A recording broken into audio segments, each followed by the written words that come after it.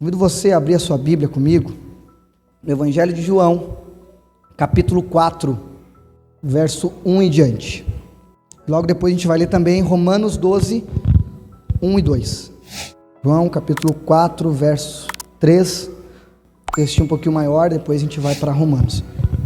E diz assim a palavra de Deus: os fariseus ouviram falar que o que Jesus estava fazendo e batizando, mas eram os discípulos de João. Embora não fosse Jesus quem batizasse, mas os seus discípulos, quando o Senhor ficou sabendo disso, saiu da Judéia e voltou uma vez mais a Galiléia. Verso 4: e era necessário passar por Samaria. Repete comigo: e era necessário passar por Samaria. Assim chegou a uma cidade de Samaria chamada Sicar, perto das terras de Jacó, que tinha dado ao seu filho José. Havia ali no poço de Jacó. Jesus, cansado da viagem, sentou-se à beira do poço. Isto se deu por volta do meio-dia. Nisto veio uma mulher samaritana tirar água. Disse-lhe Jesus: dê-me um pouco de água. Os seus discípulos tinham ido à cidade comprar comida, e a mulher samaritana lhe perguntou: como o Senhor, sendo judeu, pede a mim, uma samaritana, água para beber? Pois os judeus não se davam bem com os samaritanos. Porém Jesus respondeu: se você conhecesse o dom de Deus e quem está pedindo água, você lhe teria pedido e dele receberia água viva. Disse a mulher: o Senhor não tem como tirar água e o poço é fundo. Onde pode conseguir essa água viva? Acaso o Senhor é maior do que o nosso pai Jacó, que nos deu esse poço, do qual ele mesmo bebeu, bem como seus filhos e seu gado? E Jesus respondeu: quem beber desta água terá sede outra vez, mas quem beber da água que eu lhe der, nunca mais terá sede. Ao contrário, a água que eu lhe der se tornará nele uma fonte de água a jorrar para a vida eterna. Então a mulher lhe disse: Senhor, dá-me desta água, para que eu não tenha mais sede e nem precise voltar mais para esse lugar tirar água. E ele lhe disse: vai, chame o seu marido e volte aqui. E ela respondeu: não tenho marido. Disse-lhe Jesus: você falou corretamente, dizendo que não tem marido. O fato é que você já teve 5, e o homem com que tem hoje, que vive, não é seu marido. O que você acabou de dizer é verdade. E disse a mulher a Jesus: Senhor, vejo que é um profeta. E ela continua: nossos antepassados adoraram neste monte, mas vocês, judeus, dizem que Jerusalém é o lugar onde se deve adorar.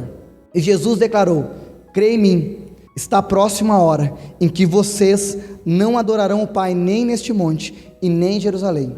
Vocês, samaritano, adoram o que não conhecem. Nós, os judeus, adoramos o que conhecemos, pois a salvação vem dos judeus. No entanto, está chegando a hora, e de fato já chegou, em que os verdadeiros adoradores adorarão o Pai em espírito e em verdade. São esses adoradores que o Pai procura.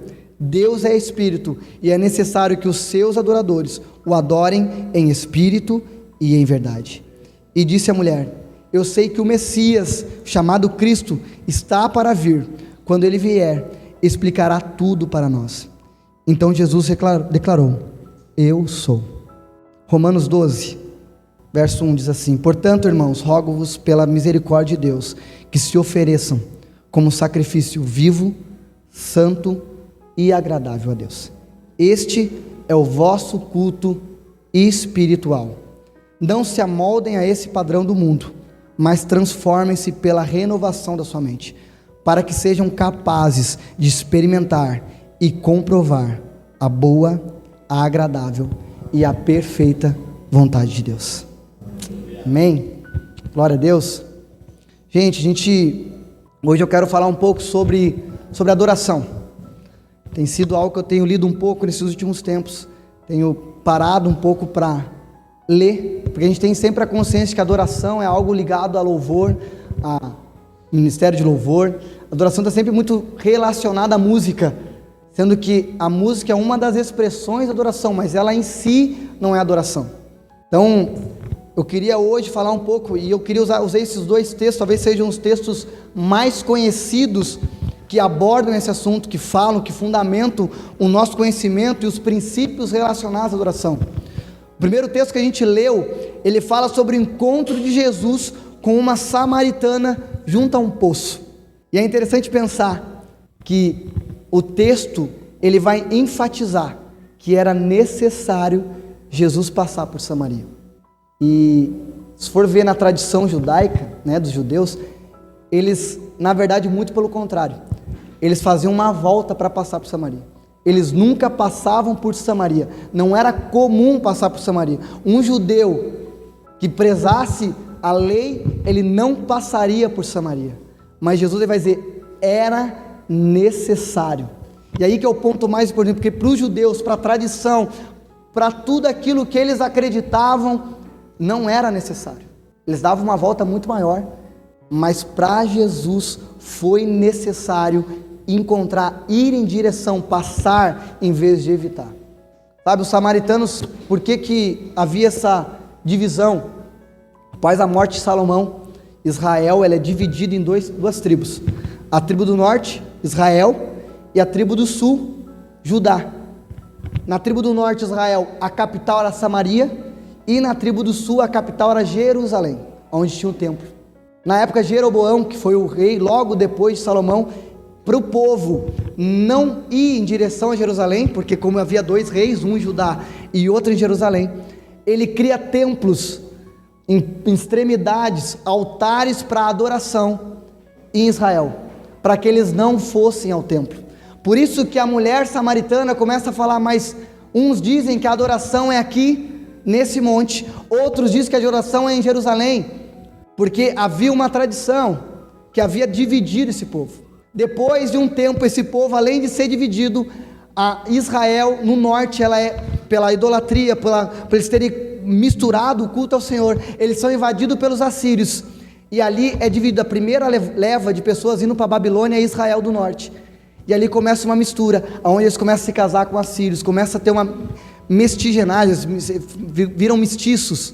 Por isso que os judeus do sul de Jerusalém, eles não tinham nenhuma relação com os samaritanos, porque eles eram um povo misturado, eles não eram puros, eles não carregavam uma linhagem pura, mas quis Jesus encontrar pessoas impuras para apresentar o Evangelho, e graças a Deus que Jesus quis fazer isso, porque nós fomos alcançados por isso. Isso era um prenúncio daquilo que Jesus faria, sabe? Jesus estava anunciando o Evangelho para ela de antemão, porque a indagação dela é: como um judeu fala com um samaritano? Como você, sendo judeu, tem a capacidade de falar comigo e ainda me pedir algo? Ser dependente de mim, esperar algo de mim. E aí é a nossa questão, né? A adoração é um Deus extremamente onipotente, poderoso, que não necessita nada da gente, mas ao mesmo tempo Ele espera algo de nós. Sabe, Jesus está sempre assentado à beira de um poço, aguardando que a gente leve água para Ele. Ele precisa da água? Não, porque Ele nem bebe água. Se a gente for lá o texto depois, quando os discípulos vêm alimentar Ele assim, o meu alimento é fazer a vontade de meu Pai. Ele nem precisava da água, ele queria era a samaritana. Ele queria parar para conversar com ela. Ele queria parar para apresentar algo para ela. Ele via a necessidade de passar por Samaria. E quando eu escrevia isso, eu pensava, graças a Deus que há 30 e tantos anos, Jesus quis passar por Taquara, Morro da Pedra, enquanto cantava um hino. Sim, eu amo a mensagem da cruz. Um homem chamado Oswaldo Martins, meu pai, decidiu dar um passo à frente e aceitar. Graças a Deus. E graças a Deus que Jesus passou por Charqueadas, passou por Cachoeirinha. Graças a Deus que Ele nos encontrou nesse caminho e esperando algo de nós que Ele não precisava, mas Ele quis. Isso é sobre isso o Evangelho. É sobre isso que Jesus está falando para ela. Só que o diálogo ele vai continuar. E o diálogo ele se enrola tornando Jesus um pedido para ela, de uma mulher que não tinha consciência. Aquela mulher no diálogo não tinha consciência de quem estava diante dela, porque ela pergunta, se você conhece, porque Jesus fala para ela, porque se você conhecesse o dom de Deus, não era eu que estaria te pedindo água, mas era você que estaria me pedindo água, e uma água que jorraria para a vida eterna. Ela não tinha consciência de quem estava diante dela. E o diálogo continua, e ela continua sem entender, porque quando ele fala de um rio, de uma água que ele ia oferecer para ela, ela começa a perguntar: mas que água? Tu não tem nem cântaro para pegar essa água, tu não tem nem como pegar a água, quem é você? Quem é você? E ela continua sem entender. Jesus está falando sobre uma sede real, enquanto ela só conseguia olhar para a vasilha de água, enquanto ela só conseguia olhar os olhos para o poço. Jesus estava diante dela e ela só conseguia olhar para o poço cavado, sabe? E continue, quantas vezes Jesus está diante de nós, e essa noite Jesus esteve diante de nós, está diante de nós, a gente só consegue olhar para o nosso poço cavado e para a vasilha das nossas mãos, a gente só consegue olhar para as circunstâncias que nos cercam, para a água que nos falta, de ter que pôr a vasilha novamente, pegar água. A gente ouve um homem nos solicitando, dizendo que tem uma água viva fluindo, mas a gente só consegue olhar para a nossa vasilha. A gente não consegue ver a profundidade daquilo que Jesus estava falando e daquilo que Jesus fala para nós. Porque muitas vezes a nossa adoração diante de Deus quase sempre é sobre uma vasilha, é sobre uma água num cântaro, é sobre coisas. A nossa adoração é sobre aquilo que falta ou sobre aquilo que a gente tem em excesso, mas é sempre olhando para uma água, para uma vasilha. E Jesus está falando algo muito mais profundo para ela. Jesus está falando de um rio de vida que estava diante dela e ela só conseguia olhar para um poço cavado. Por que Jesus fala água viva? Água viva para eles era uma água que fluía de rios. Água morta era água de poços cavados, que eram cisternas, é onde a água ficava parada. Então Jesus, quando ele está falando: ei, você está me oferecendo uma água morta desse poço cavado, mas eu tenho uma água viva para te oferecer. Sabe, Deus quer trocar com a gente. Tempo de adoração é exatamente isso. Nós entregamos uma água morta para Deus e Ele nos dá de volta uma água viva. Só que o problema é que a gente quer essa água morta. A gente entrega algo para Deus, mas a gente não quer aquilo que Ele tem para nos oferecer. Ela olhava muito mais para a água, porque ela diz: então me dê essa água para que eu não tenha mais que voltar a esse poço. Ela queria reservar a água, ela queria deixar num lugar que ela não precisasse mais voltar ali. Ela não estava entendendo a profundidade. Porém o diálogo ele vai continuar. E ela chega num ponto que ela pergunta: Senhor, e aonde é o lugar que nós devemos adorar? É interessante porque até então, se for falar, não estava falando de adoração, não estava citando nada. Jesus está falando de água, ela falando de uma vasilha, e ela chega: Senhor, eu entendi o que tu está falando. E aonde é o lugar então? Aonde é o lugar que eu tenho que adorar? Aonde é o lugar que flui esses rios que você está falando? Aonde é o lugar correto? O problema é que, quando ela perguntava aonde, Jesus respondia para ela como. Eram duas respostas totalmente diferentes. Quando ela buscava uma forma, enquanto ela dizia, criava uma dicotomia de um lugar certo, existe um lugar para adoração, existe uma forma correta de adorar. Jesus está dizendo: ei, é como, faz parte de quem você é. Não é o lugar, não é o ambiente, é quem você é. Quando ela buscava o aonde, Jesus apresentava para ela o como. Quando ela buscava algo fora, Jesus estava falando que rios brotariam de dentro dela para a vida. Era uma fonte inesgotável. E aí Jesus continua, porque ela não estava entendendo. Jesus continua: e o Pai procura os que o adorem em espírito e em verdade. Algo muito mais profundo. E é interessante, eu sempre olhava essas duas palavras, espírito e em verdade, como coisas diferentes, né? Eu estava lendo esse final de semana e falava sobre que espírito e em verdade, no grego ali, essas duas palavras são uma só. Elas têm o mesmo sentido juntas, não são separadas. Então, o conceito ali é único. A verdadeira adoração se dá à medida que o Espírito revela a verdade e a realidade de Deus ao adorador. Então, a adoração que Jesus está falando ali, ela é fruto da revelação. Quando o Espírito revela a verdade, quem Deus é ao adorador, e Ele vai manifestar isso.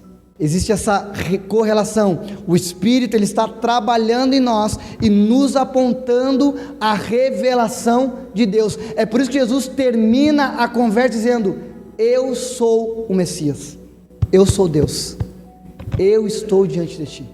É esse que você está esperando, sou eu. Porque a adoração, ela só tem sentido, ela só começa a ser expressa a partir da revelação de Deus. Quando eu olho para Deus, eu entendo quem Ele é, vejo o ser dEle, a minha adoração vai ser uma expressão disso. Pois o Pai é Espírito, e importa que os que o buscam assim, o adorem.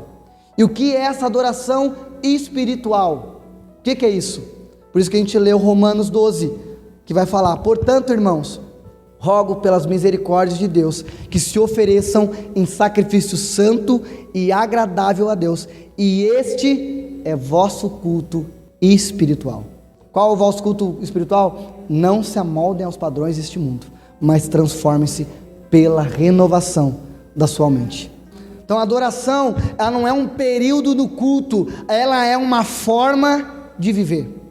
Vai ser expressa no louvor? Vai ter momentos que a gente vai levantar as mãos, vai cantar, mas a adoração, ela é uma expressão, é uma forma de ser. Então a adoração, eu vou expressá-la de segunda a sexta-feira no meu trabalho, na minha faculdade, na minha casa. A adoração, ela é uma forma, é a forma que eu ando, não está ligado a uma expressão no culto, não está ligado a me curvar simplesmente, é uma expressão, mas tem muito mais a ver com tudo aquilo que a gente faz. A adoração, ela transcende a uma expressão no culto, a um domingo à noite.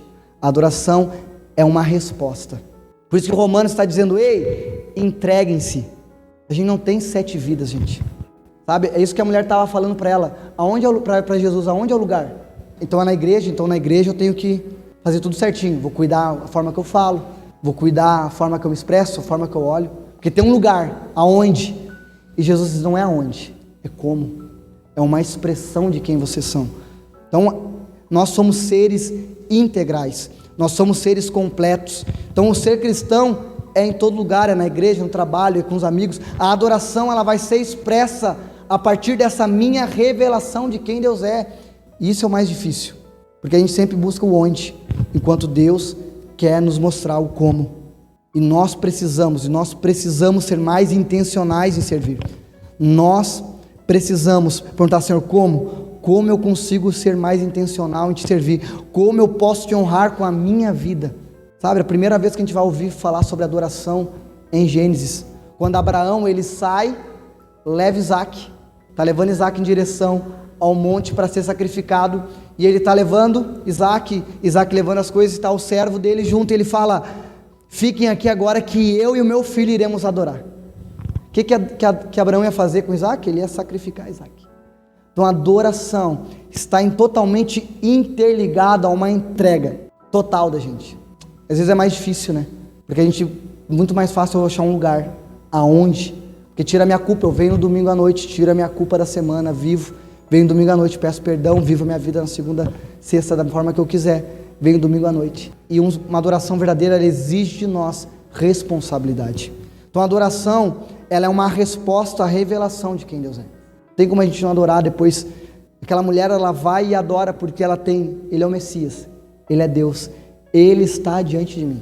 Não tem como ela não. O que ela faz a hora que Jesus, eu sou o Messias? Quando Jesus termina a frase, ela sai correndo para a cidade para chamar as pessoas: ei, Cristo está lá, Cristo está no posto, Cristo veio e me pediu água, Cristo veio e falou comigo, vamos em direção a Jesus.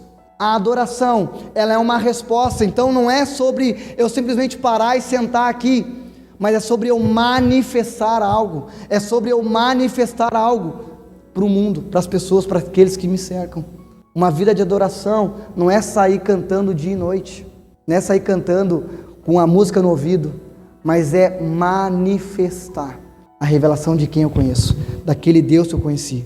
Por isso precisamos ter uma revelação adequada de Deus, para que possamos adorá-lo da forma que Ele é digno, sabe? Por isso que a gente precisa ter uma revelação adequada. Tinha preparado para essa noite alguns pontos, vou falar só um, para a gente não se estender, mas sobre alguns atributos de Deus.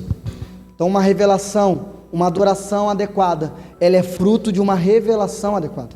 Então quando eu entendo quem Deus é, a minha adoração, ela vai ter muito mais força, vai ter muito mais verdade, porque ela é fruto de algo que eu conheço. E o conhecer na Bíblia não é simplesmente eu ler um livro, gente.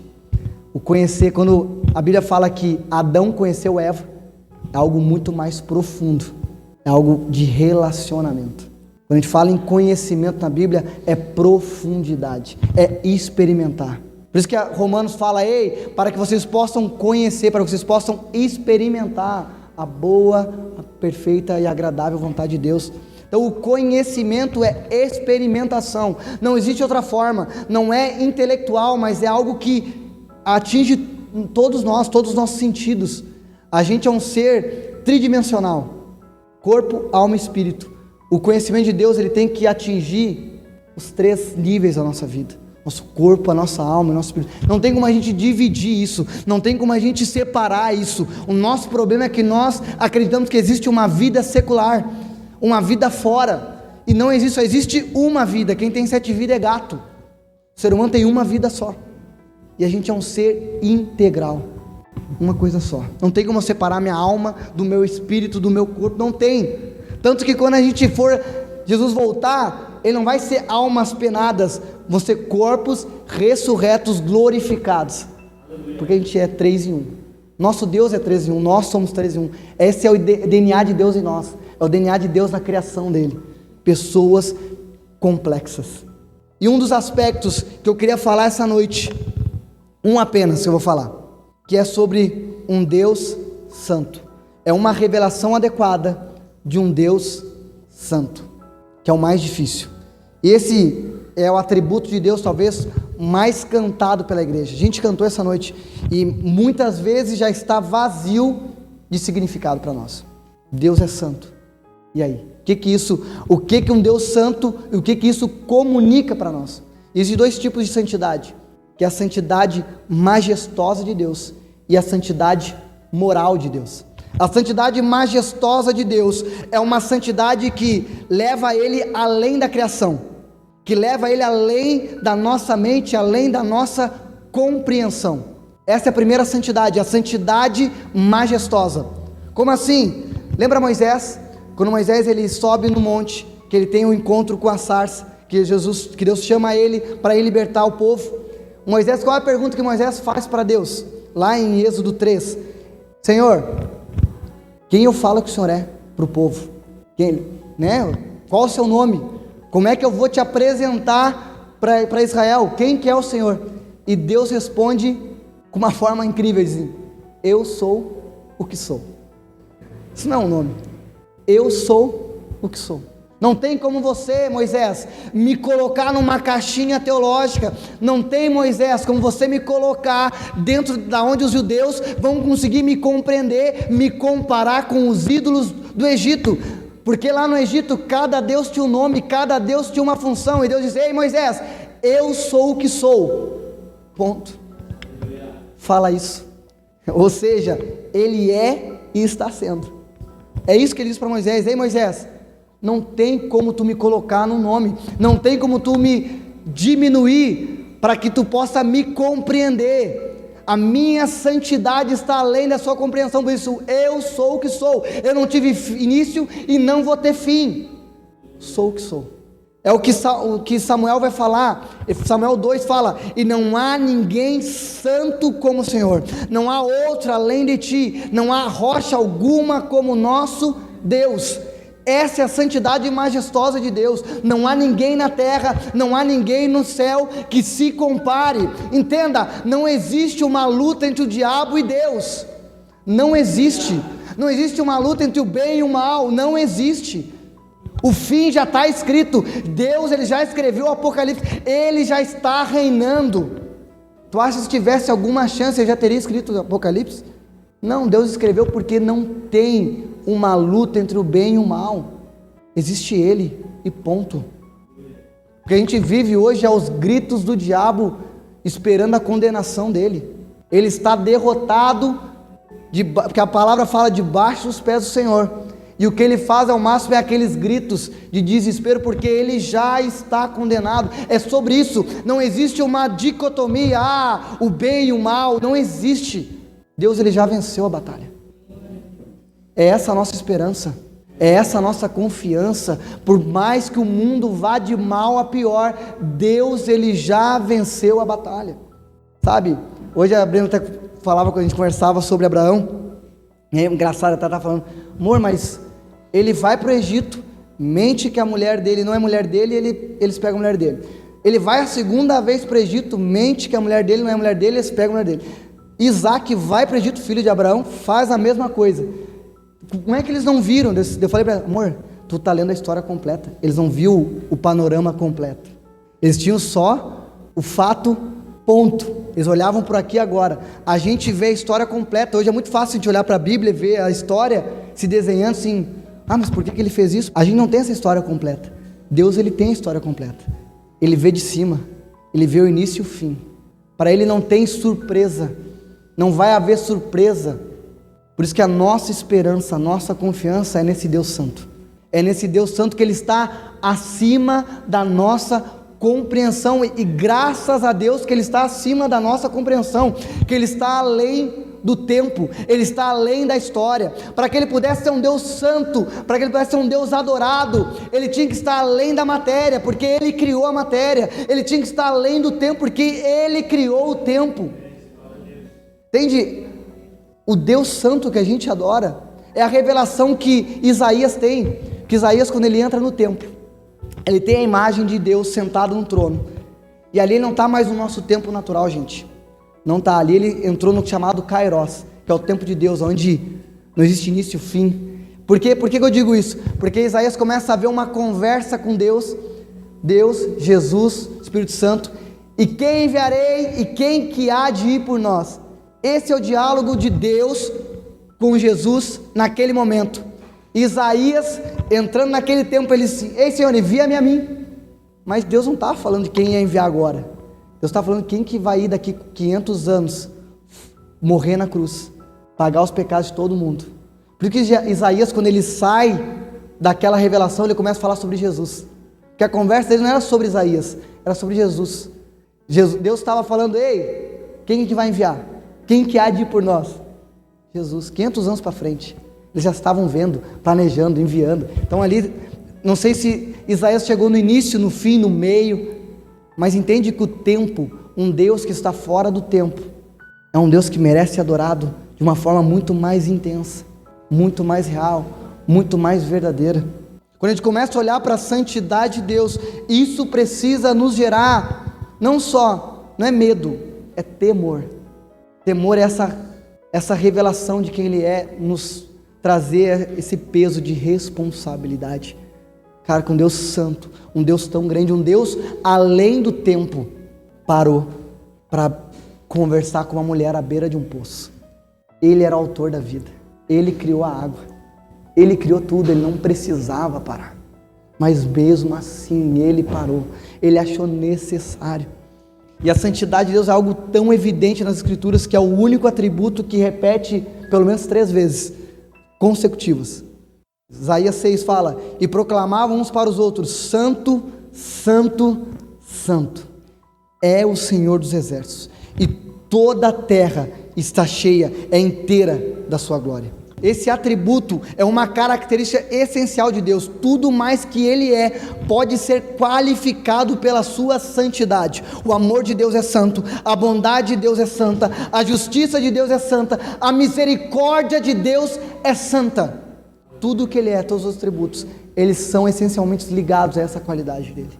Ele é santo, Ele está separado, além de nós. Essa é a santidade majestosa de Deus. Ninguém mais na terra, no céu, pode ter essa santidade.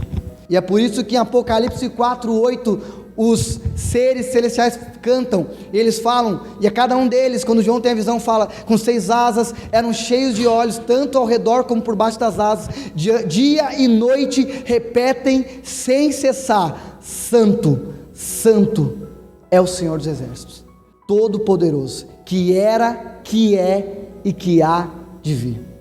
Essa é a visão que João tem em Apocalipse 4. Quando ele está escrevendo, ele vê seres com milhares de olhos, que ele tinha olhos nas asas, tinha olhos por todo o corpo, cantando sem cessar, santo, santo, santo.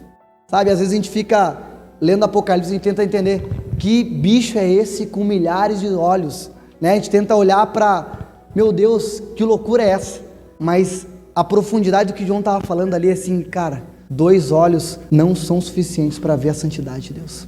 Existem seres com milhares de olhos, e esses milhares de olhos não param de olhar para Ele, e além de não parar de olhar para Ele, cantam dia e noite, santo, santo, santo.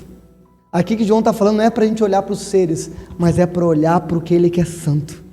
É isso que aqueles seres estão fazendo. Aqueles milhares de olhos estão fitos em um único alvo: aquele que é santo, aquele que está além da criação, aquele que tem uma majestade, uma santidade que é majestosa, incomparável.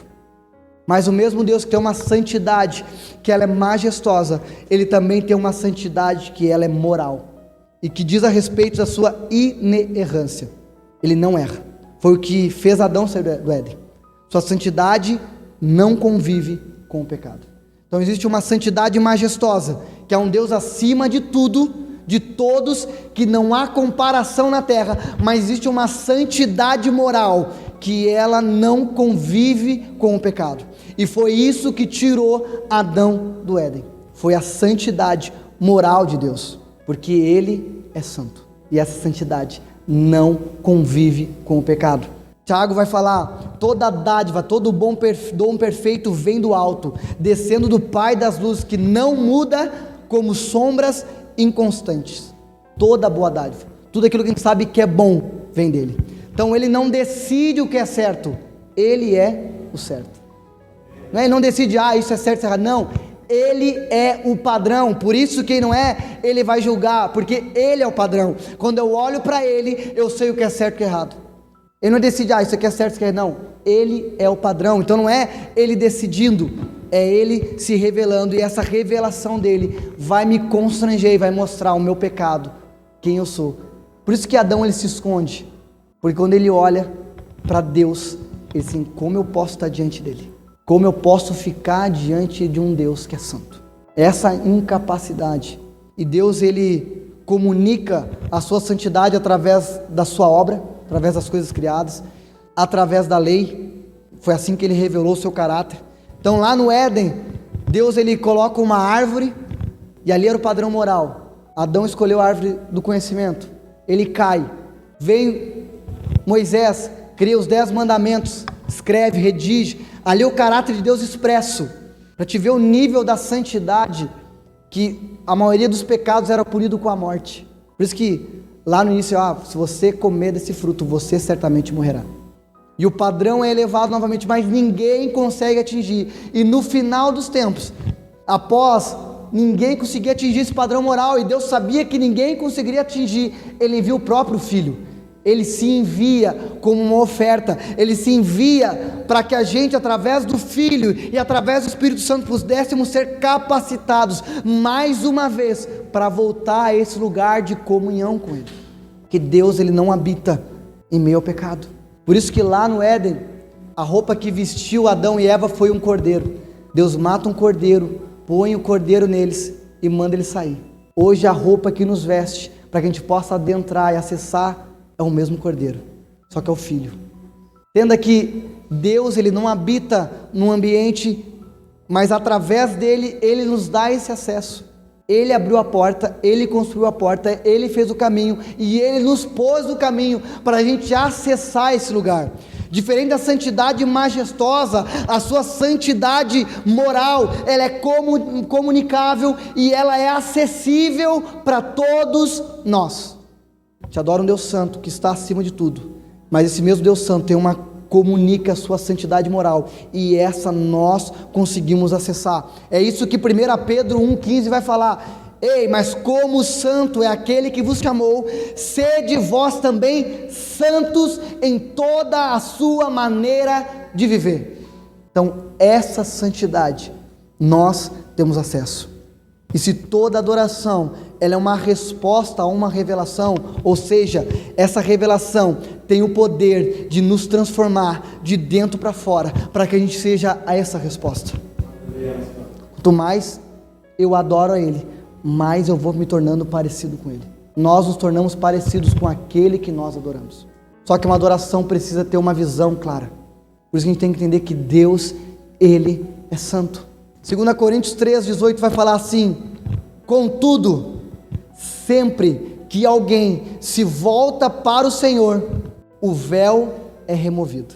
Lembra Paulo, quando ele cai do cavalo, não tinha cavalo, né? Ele cai do cavalo, ele fica cego, Ananias vai lá e ora, escamas caem dos olhos dele. Então ele tem a revelação. Então quando pessoas se voltam para o Senhor, 2 Coríntios 3,18, o véu é removido. Pois o Senhor é Espírito, e aonde está o Espírito do Senhor, ali há liberdade. Portanto, todos nós, dos quais o véu foi removido, podemos ver e refletir a glória do Senhor. O Senhor, que é Espírito, nos transforma gradativamente à sua imagem gloriosa, deixando-nos cada vez mais parecidos com Ele. Entende?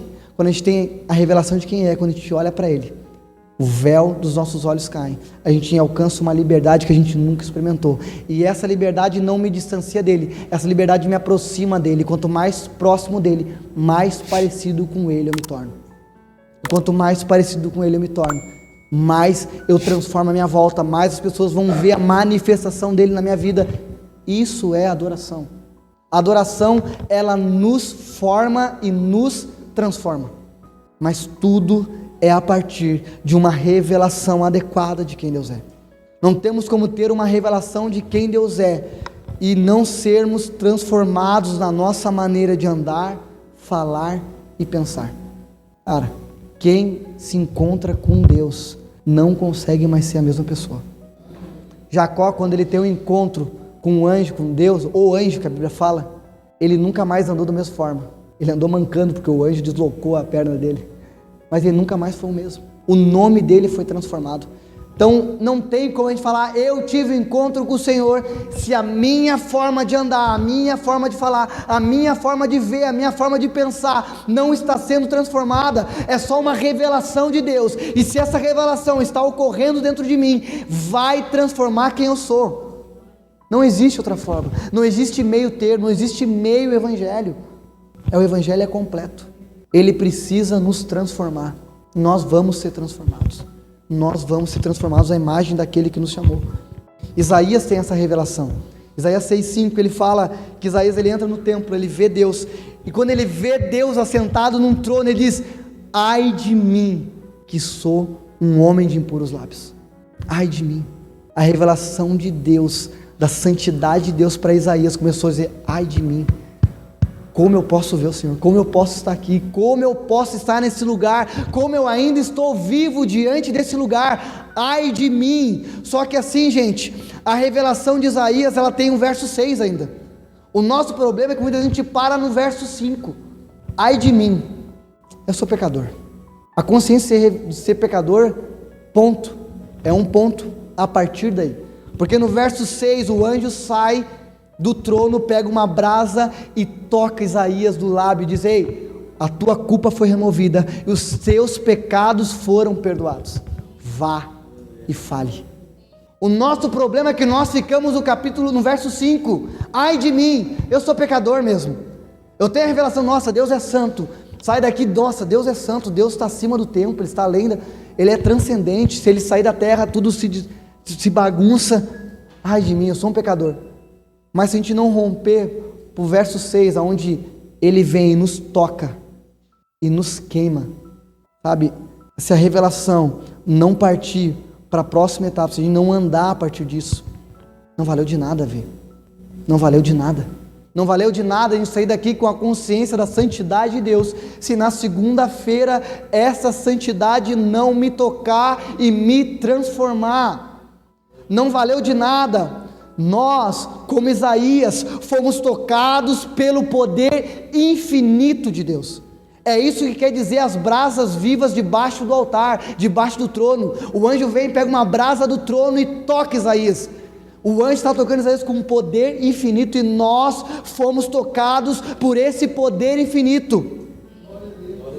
E não tem como sermos indiferentes a isso. Não tem como a gente sair do domingo depois ser tocado por esse poder infinito e sermos indiferentes a essa revelação. Não tem como nós chegarmos nos cultos dos domingos, sentarmos nesse banco e sermos indiferentes a essa revelação. Existem duas formas, duas razões para a gente adorar a Deus: ou por vontade ou sem vontade. Ponto.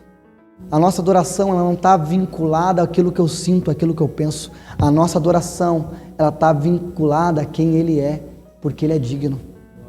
É a minha forma de ver. Quando eu olho para Ele, para a santidade dEle, ela me toca, como ela tocou Isaías.